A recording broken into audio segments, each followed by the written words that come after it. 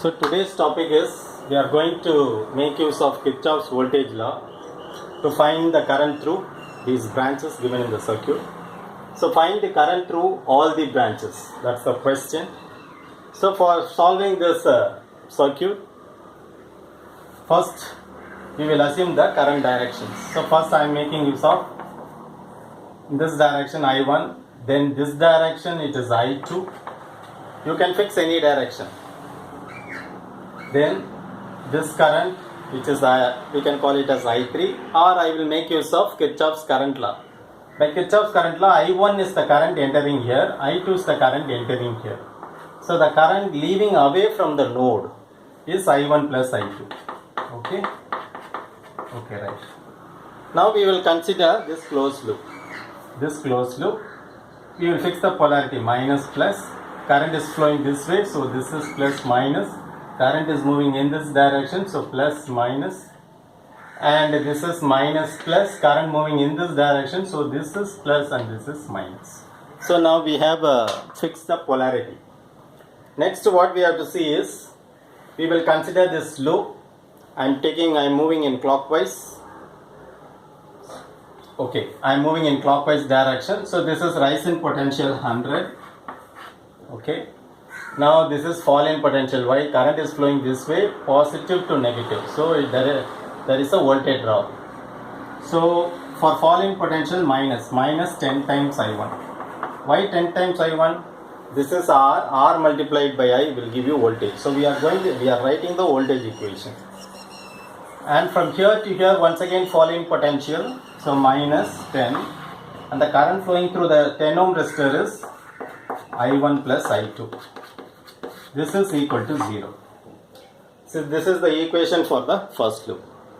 Now we will come for second loop. Second loop you can go by anti-clockwise or clockwise. I am going by clockwise. So I am moving from this point to here, then here, then here. That's how I am moving. From here to here, if you move minus to plus, so there is a rise in potential. So rise in potential means positive 10 into I1 plus I2. Then from here to here, minus to plus, once again rise in potential. So plus, what is the voltage drop here? 10 I2. Then coming from this point to here, it is plus to minus, so fall in potential minus 110 volt. So now we have framed two equations using Kirchhoff's voltage law. Now we will simplify the equation. So this is 100 minus 10 I1 minus 10 I1 minus 10 I2 equal to 0. So move this all the I1 and I2 other side. So what will be the simplified equation? 100 is equal to minus 10 I1 minus 10 I1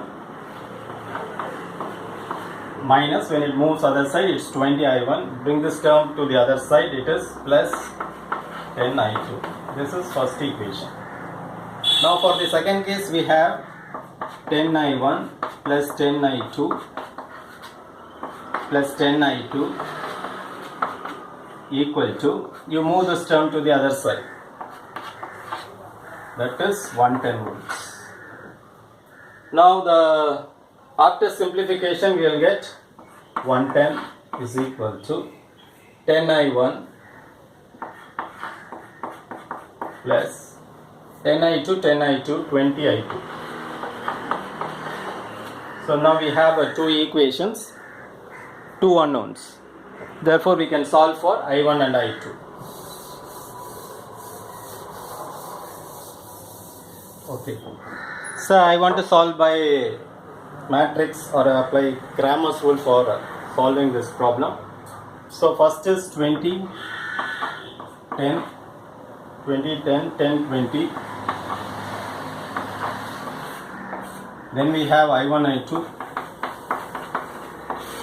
which is equal to 100, 110.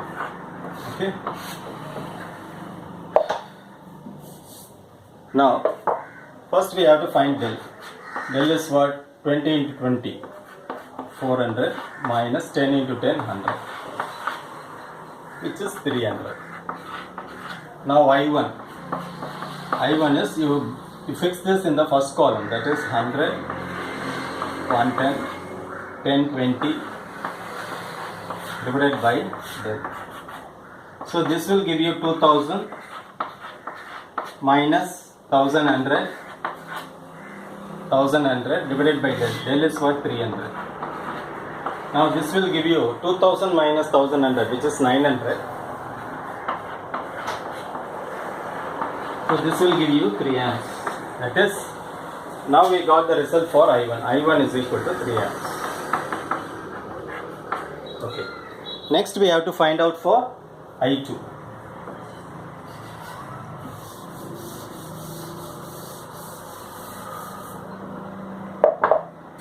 So I2 is equal to, first column will be as it is, second column you fix this value 100 divided by 110, sorry, 100 110 divided by del. So this will give you 2200 minus 100 into 10, which is 1000.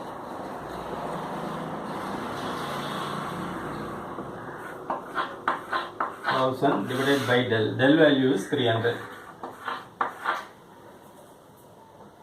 So this will give you 1000. 2200 minus 1000. So 1200 divided by 300. This is 4 amps. 0, 0, 4 times. That is I2 is equal to 4 amps. So we have I2 is equal to 4 amps. So now we got the answer. Now we have to verify whether we have to verify Kirchhoff's voltage law as well as Kirchhoff's current law for that circuit.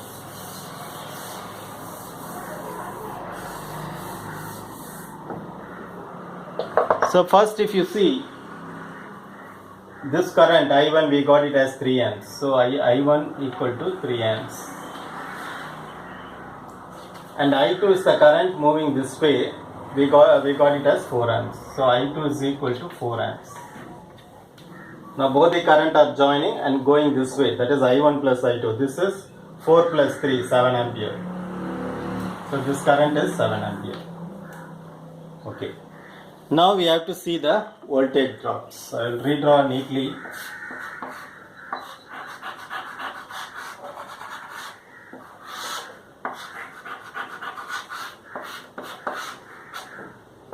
So the current here is 3 amps. This is 10 ohms. Therefore 30 volts. 10 into 3, 30 volts. This is 10 ohms. I2 current we have 4 amps. So this is 40 volts. So this is positive, this is negative. Here again this 4 amps and 3 amps joining here and goes this way. So you have 7 amps here. This value is 10 ohms. So 7 tenths are 70 volts is the voltage drop. Now this is 100 and this is 110. So rise in potential 100. Fall in potential minus 30, minus 70. Now if you add all these things, you are getting 0. So we have verified Kirchhoff's voltage law. Similarly for this loop, you can go by clockwise or anti-clockwise. Okay, I go by clockwise. A rise in potential 70. Once again rise in potential plus 40. From here to here, this is positive, this is negative. Fall in potential minus 110. So 70 plus 40 is 110 minus 110, which is equal to 0. So we have verified Kirchhoff's voltage law. We have verified Kirchhoff's current law at this point. Okay. So 3 amps plus 4 amps. Sum of the current entering the junction is equal to sum of the current flowing away from the junction. So we have verified Kirchhoff's voltage law and Kirchhoff's current law by solving this problem. Hope you have understood this problem. Thanks for watching. Nandri.